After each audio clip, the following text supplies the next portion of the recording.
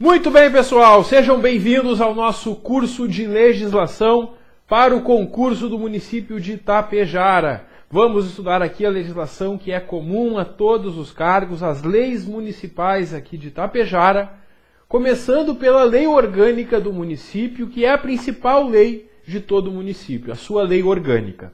Assim como os estados e a União possuem as suas constituições, tem a Constituição Federal e as constituições estaduais, cada município tem a sua lei orgânica, que não é uma constituição, mas é uma lei que trata justamente da organização do município. Vamos ver as regras que envolvem aqui, então, os poderes do município de Itapejara, tanto a prefeitura quanto a Câmara Municipal, poderes executivo e legislativo que nós vamos estudar. Essa lei orgânica de Itapejara ela é bem extensa, ela é maior do que a de muitos municípios, então, claro, eu não vou ler com vocês artigo por artigo, mas eu vou mostrar aqueles mais importantes, aqueles mais cobrados em prova, vou fazer a explicação necessária e essencial para que vocês entendam a lei. Mas é necessário que, além de assistir a aula, vocês façam a leitura da lei, muitas vezes, claro que com destaque nos pontos que eu vou destacar em aula, e também nos mapas mentais e quadros que eu coloco na apostila. É importantíssimo que vocês acompanhem a nossa aula pela apostila também, que está disponível aqui no curso. Acessando ali na área do aluno, tu clica em materiais adicionais e tu encontra ali essa apostila em PDF, que eu elaborei especialmente aqui para o concurso de vocês, tentando prever então quais são os pontos que podem ser cobrados pela banca. A banca que vai fazer nosso concurso, ela exige bastante do candidato. Eu estaria mentindo para você se eu dissesse que é uma prova fácil, não é. E ela cobra pontos até que às vezes não parecem muito importantes na primeira vez que a gente olha para a lei orgânica. Mas eu vou mostrar para vocês então tudo que vocês têm que saber sobre a lei orgânica de Itapejara para a prova do nosso concurso. E depois, claro, é importante que vocês releiam várias vezes a legislação. E nós teremos também o nosso simulado aqui no curso, um simulado que eu mesmo vou elaborar com o estilo da banca, tentando adivinhar como que as provas vão vir no concurso aqui do município de Itapejara neste ano, certo? Bom, pessoal, chega de conversa, vamos trabalhar. A lei orgânica, então, no artigo 1º, ela apresenta que o município de Itapejara, ele é um ente federativo em união indissolúvel ao Estado do Rio Grande do Sul e ao Brasil. Sim, o município de Itapejara, como qualquer outro município do Brasil, não pode se separar nem do Estado, nem do país. Tranquilo. Organizado dentro de um Estado democrático de direito, que é um Estado que é regulado, que é regulamentado pelo direito. O Estado tem normas a seguir. As normas não são só para nós, cidadãos. O município tem normas a seguir. A Prefeitura e a Câmara Municipal terão que seguir essas normas. São controladas, inclusive, uma fiscaliza a outra. Vamos ver, então, como funciona esse Estado democrático de direito aqui no município de Itapejara. E aí, como esfera de governo autônomo, o município de Itapejara ele é autônomo, como os demais municípios. Na sua área territorial e competencial, no território do município de Itapejara, o seu desenvolvimento vai ser baseado, então, pela construção de uma comunidade livre, justa e solidária, a solidariedade, uns ajudam os outros, estiada na cidadania, dignidade da pessoa humana, valores sociais do trabalho e da livre iniciativa e no pluralismo político, que são fundamentos que estão no artigo 1º da Constituição Federal também. A gente vai ver, inclusive, que essa lei orgânica ela se baseou muito na Constituição Federal e muitos artigos dela são cópia de artigos da Constituição Federal. Aqui nesse artigo 1º, por exemplo, ela traz, então, uma boa parte do artigo 1º da Constituição Federal, claro, aplicando ela ao município. E o poder, então, no município de Itapejara, ele é exercido pelos representantes eleitos pelo povo tapejarense, o povo aqui de Itapejara, ou diretamente nos termos aqui desta Constituição. E aí nós temos no artigo 2º, então, que essa soberania popular, que significa que o dono, o titular do poder é o povo, ela é exercida pelo sufrágio universal e pelo voto direto e secreto. Claro, o povo de Itapejara vai às urnas e escolhe o seu prefeito, seu vice-prefeito, seus vereadores. Além disso, também existem outros mecanismos de participação do povo de Itapejara. Pode ser feito um plebiscito ou um referendo, que são consultas à população, que a população vai responder uma pergunta, com uma pequena diferença. O plebiscito é uma consulta antes do ato ser realizado. E o referendo é depois que o município faz o ato, pergunta se o povo concorda. Mas em ambos casos é uma consulta popular que o povo vai às urnas para emitir sua opinião. E também tem a iniciativa popular, que é a possibilidade de apresentar projetos de lei. A gente vai ver que o povo de Tapejara pode fazer um grande abaixo-assinado reunindo 5% dos eleitores e apresentar um projeto de lei. A gente vai ver isso com mais detalhe ao estudar o processo legislativo aqui na Lei Orgânica. Aí o artigo 3º prevê que a ação do município desenvolve-se em todo o seu território de forma harmônica e igualitária, sem privilégio para nenhum distrito, sem privilégio para nenhum bairro, melhor dizendo, e reduzindo, as desigualdades regionais e sociais, promovendo o bem-estar de todos, sem nenhuma forma de preconceito, sem preconceito de origem, raça, sexo, cor, idade ou qualquer outra forma de discriminação. Esse artigo 3º, ele foi baseado no artigo 3º da Constituição Federal, que traz objetivos da República, ele é bem parecido com ele. Aí vem o artigo 4º, o município objetivando integrar então a organização, planejamento, ação e execução de funções públicas, pode se associar a demais municípios, ao Estado e à União, formando convênios. O convênio é uma união de esforços, é uma parceria que é feita. O município de Tapejara ele pode fazer uma parceria com municípios do seu entorno para juntos prestarem serviços para suas populações.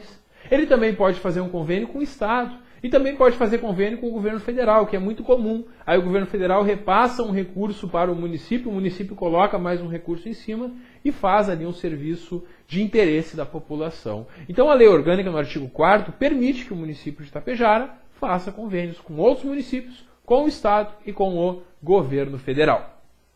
Aí vem o título 2 da Lei Orgânica, e aí a partir do artigo 5º nós temos então que o município de Tapejara, como uma unidade, como uma parte aqui do Rio Grande do Sul, é uma pessoa jurídica de direito público interno. Isso é interessante. A pessoa jurídica, ela pode ser de direito público ou de direito privado. Quem é que é de direito público? A União, o Estado, o município, suas autarquias, enquanto que são de direito... Opa, eu escrevi direito público 2 vezes, direito privado, Enquanto que são de direito privado, por exemplo, empresas públicas, sociedades de economia mista. Então, o município de Tapejara, como qualquer município, é uma pessoa jurídica de direito público. Se a banca afirmar na prova que é de direito privado, está errada a questão. Cuidado, isso pode ser uma pegadinha na hora da nossa prova. Ou como a gente fala aqui no Sul, o pega-ratão, Eu cuido quando eu dou aula fora do Rio Grande do Sul, porque ninguém entende quando eu falo em aula pega-ratão, Aí eu falo pegadinha e eles entendem o que é.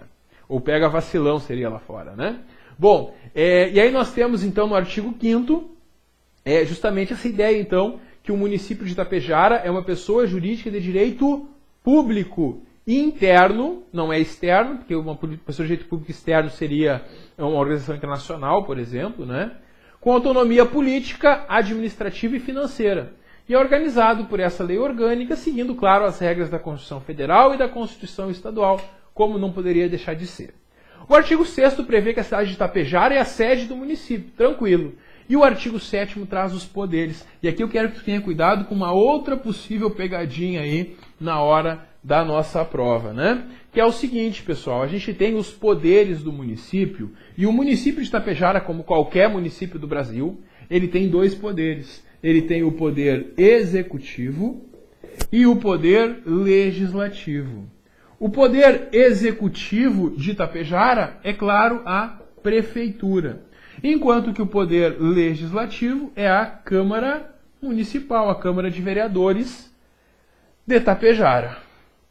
E no Estado e na União, nós temos 3 poderes.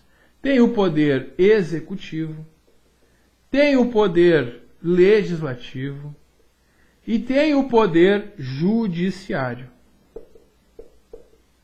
E aqui que está a pegadinha. Porque no município tem só 2 poderes, no Estado e na União são 3 poderes. Porque poder judiciário não existe no município. Ah, professor, mas tem o fórum lá em Tapejara. Sim, mas o fórum O fórum, ele é da justiça estadual. Porque só quem tem poder judiciário é o Estado ou a União. Nenhum município tem poder judiciário. Então, na hora da prova, o município de Itapejara tem dois poderes. O legislativo, que é a Câmara de Vereadores, e o executivo, que é a Prefeitura. Para ajudar vocês, na nossa apostila tem um mapinha mental, então, que eu mostro justamente essa separação, né? Para a gente não esquecer e não cair na pegadinha na hora da prova, que poder judiciário só quem tem é a União e o Estado. Municípios não têm poder judiciário. E a existência dos poderes, ela serve justamente para garantir o Estado democrático de direito e equilibrar forças. Não ter, então, um prefeito que possa fazer o que bem entenda. Porque o prefeito ele é limitado justamente pela Câmara. Porque a Câmara de Vereadores vai fazer as leis, vai aprovar as leis para que o prefeito possa atuar e vai fiscalizar, inclusive, analisando e julgando todo ano as contas do prefeito. Então existe uma necessidade desses dois poderes existirem de forma independente um do outro, mas também harmônicos entre si, porque um depende do outro. O município, para poder funcionar, ele precisa que a Câmara funcione, porque tem coisas que se não tiver uma lei aprovada pela Câmara, a Prefeitura não pode fazer. Então essa é a atuação harmônica que nós precisamos do município. Mas também independente. O prefeito não se mete na Câmara. O prefeito não pode intervir na organização interna da Câmara. A gente vai ver, inclusive, que tem competências exclusivas da Câmara que ela exerce sem a participação do prefeito. Enquanto que tem outras que ela vai exercer em harmonia com o prefeito. Porque aí a Câmara aprova um projeto de lei e manda para o prefeito sancionar e promulgar, por exemplo. A gente vai ver aqui como que funciona também aqui no curso esse processo legislativo. E como os poderes têm essa independência, o parágrafo 1º do artigo 7º aqui da Lei Orgânica, ele prevê que é vedada, é proibida a delegação de atribuições entre os poderes. Cada um tem as suas atribuições definidas aqui nesta lei e um não pode passar para o outro as suas funções. Essa que é a ideia do parágrafo 1º. E o parágrafo 2º prevê que o cidadão que estiver investido em um dos poderes não pode exercer função em outro, salvo nos casos previstos nesta lei orgânica. Então, por exemplo, tem um vereador do município, o vereador é convidado pelo prefeito para ser secretário municipal. Ele não pode, ao mesmo tempo, exercer as duas funções. O que ele faz nesse caso? Ele vai se licenciar da Câmara e vai ficar só como secretário. Não pode um cidadão estar ao mesmo tempo nos dois poderes, salvo exceções, né? Salvo exceções. Nesse caso, ele vai ficar só em um, ele fica afastado do legislativo e fica atuando só no executivo. E tem também o caso do servidor público. O servidor público, um servidor da prefeitura, por exemplo, que é eleito vereador, se houver compatibilidade de horários, ele pode continuar trabalhando na prefeitura como servidor e exercer o mandato de vereador. Nesse caso também a gente tem uma exceção que o cidadão vai estar nos dois. Agora, em regra, o cidadão que está num deles não pode exercer função em outra, salvo nas exceções que esta lei orgânica autorizar. Aí nós temos na sequência, no artigo 8º, os símbolos do município de Itapejara. Bandeira, brasão e outros que a lei municipal estabeleça. O artigo 9º prevê o dia 9 de agosto como data magna do município. Então não esquece, data magna do município de Itapejara é o dia 9 de agosto. A banca pode perguntar isso na prova, em outros municípios já caiu qual era a data magna. Então é importante saber. 9 de agosto, então, é a nossa data magna em Itapejara. O artigo 10 fala do território do município. Quando essa lei orgânica foi feita, lá em 1990, eles mantiveram o território que já era de Itapejara. E aí, quando eles fizeram, eles disseram o seguinte: bom, para alterar esse território de Itapejara, eu preciso de uma lei estadual e um plebiscito. Quando eu vou alterar o território de Itapejara. Por quê? Eu não sei o formato de Itapejara, tá? Nós vamos imaginar aqui que é mais ou menos assim o município. E claro, né, no entorno do território de Itapejara vão ter outros municípios, né? Bom, se eu alterar o território de Itapejara, eu não vou afetar só o município de Itapejara, eu vou afetar um município vizinho, que pode ter o seu território diminuído ou aumentado. Então, sempre que eu for mudar os limites do município de Itapejara, mudar o território do município de Itapejara, eu vou precisar de uma lei estadual uma lei estadual e um plebiscito, então, que é uma consulta prévia à população. E vão perguntar à população, população de Tapejara ou do município vizinho, vocês querem se separar, vocês querem se juntar e formar um município, quer emancipar uma parte de Tapejara, enfim, esse tipo de alteração tem que passar por lei estadual e plebiscito. Agora, a divisão interna do município, se aqui dentro o município quer se dividir em distritos, por exemplo, a divisão interna do município não precisa de lei estadual, porque não interfere em nada fora do município. E aí vai bastar uma lei municipal. Então eu fiz um quadrinho na nossa apostila mostrando para vocês. Quando é alteração do território do município, eu preciso de uma lei estadual e um plebiscito.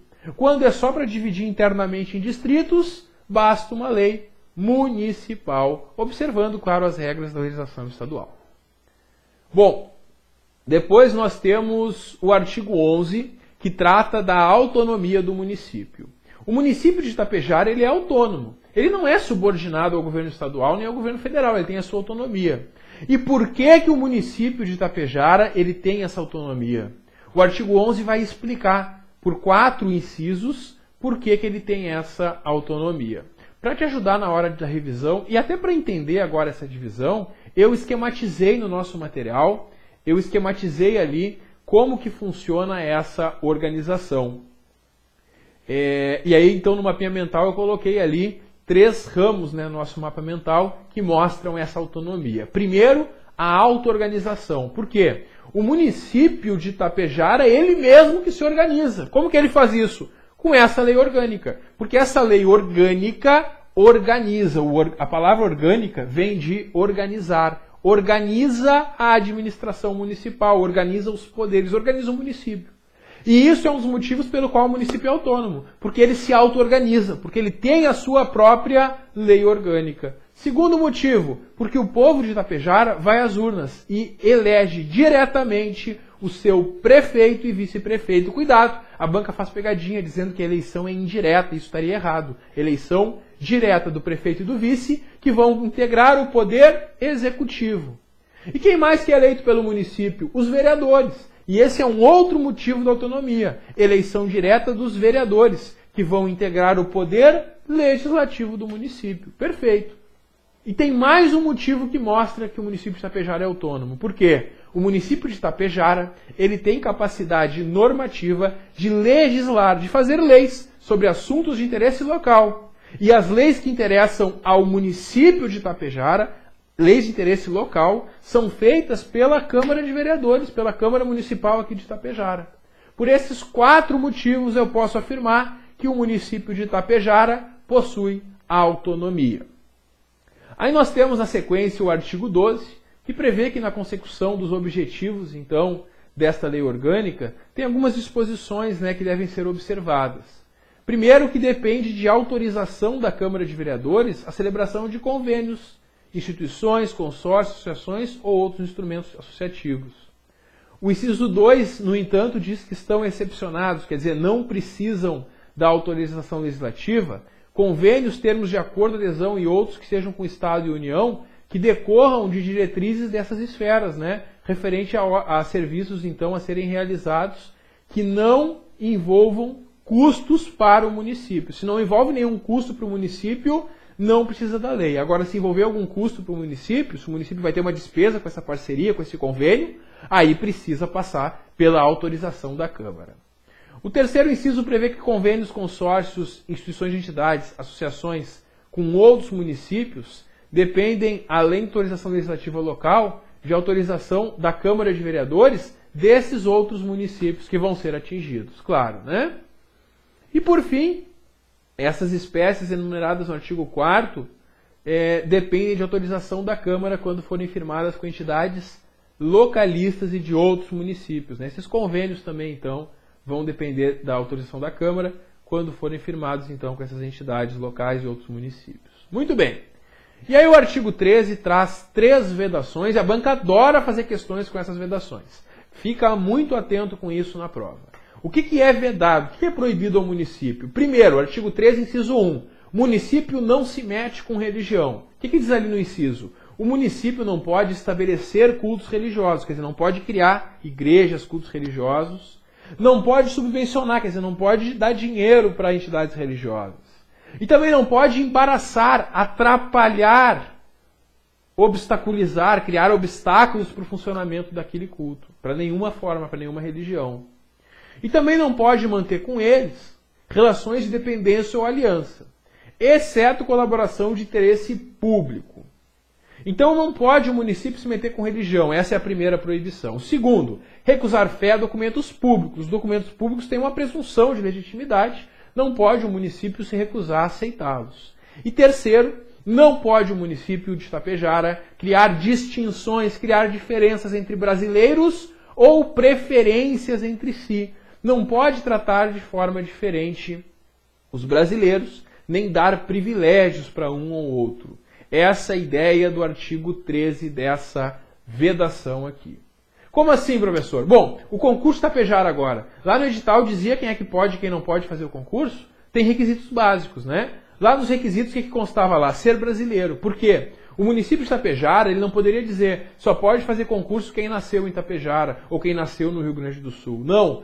Todos os brasileiros são iguais. E se vier um brasileiro lá do Acre, lá do Nordeste ou aqui de Santa Catarina fazer concurso, ele tem o mesmo tratamento, o mesmo direito e a mesma oportunidade que os que são do município de Itapejara ou que são gaúchos. Não pode ter diferença entre brasileiros. Todos os brasileiros devem ser tratados da mesma forma. Certo?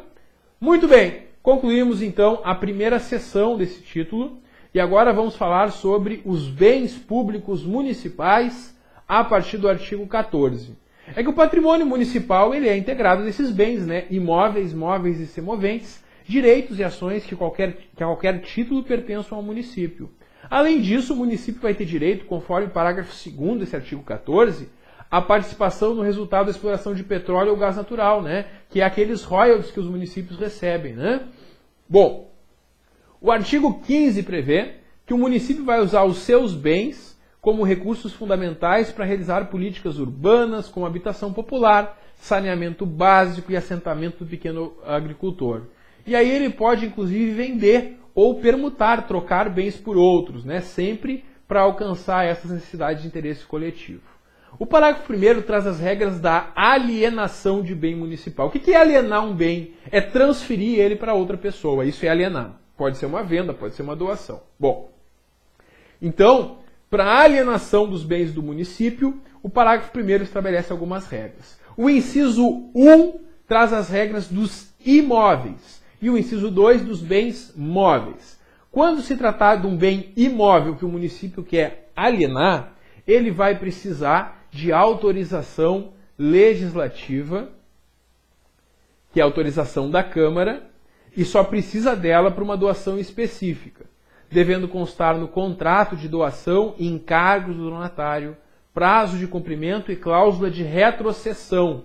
A cláusula de retrocessão é que o município recebe o imóvel doado de volta. Vamos dar um exemplo para entender isso aqui? Vamos lá. O município ele quer instalar, então, uma nova unidade da Brigada Militar no seu território. Aí ele vai lá, senta com o governador, o prefeito vai lá e diz, governador, eu queria mais um posto da Brigada, mais uma unidade da Brigada aqui no município. Podemos instalar? Aí o governador diz, tudo bem, a gente até pode instalar, mas tem um problema, eu não tenho dinheiro nem propriedades no município. Vocês me doam um imóvel para eu instalar a Brigada Militar lá? E o município diz, claro, nós doamos o imóvel porque aí nós teremos policiamento aqui. Tudo bem. Bom, para fazer isso, vai precisar de uma autorização da Câmara de Vereadores, autorizando o prefeito a doar esse imóvel para o Estado. No contrato vai constar que o Estado se compromete a instalar naquele lugar a Brigada Militar, sob pena de cláusula de retrocessão. Quer dizer, se o Estado não instalar a Brigada Militar naquele imóvel, aí o município tem direito a pegar de volta o imóvel. É isso. Essa é a regrinha para doação. E a letra B, ela fala sobre a dispensa de licitação. É possível dispensa de licitação em casos de permutas para moradia popular. Aí o município quer criar um empreendimento habitacional, né, moradias populares, numa área do município. E aí ele tem um outro imóvel numa área central e ele troca com esse proprietário que tem esse loteamento, que vai ser um pouco maior, troca um imóvel pelo outro. É possível que ele faça isso sem licitação, quando ele entende que aquele lugar é o mais adequado para construir essas moradias populares. E o segundo inciso traz o caso dos bens móveis, né? A alienação, a venda de bens móveis depende de licitação. É uma licitação, é um leilão que o município faz, né? E aí traz 3 casos que são dispensados à licitação, quer dizer que não precisa fazer leilão. Quando o município quer doar para fins de interesse social um bem móvel, quando o município quer permutar, quer trocar um bem por outro, ou quando o município tem ações a serem vendidas na bolsa, porque aí a forma de venda é na bolsa de valores. Eu não posso pegar ações da bolsa de valores e fazer um leilão com elas. Tem que ser vendido pelo pregão lá da bolsa, né? Por isso. O parágrafo 2º, por fim, ele fala dos imóveis lindeiros. O que é isso, pessoal?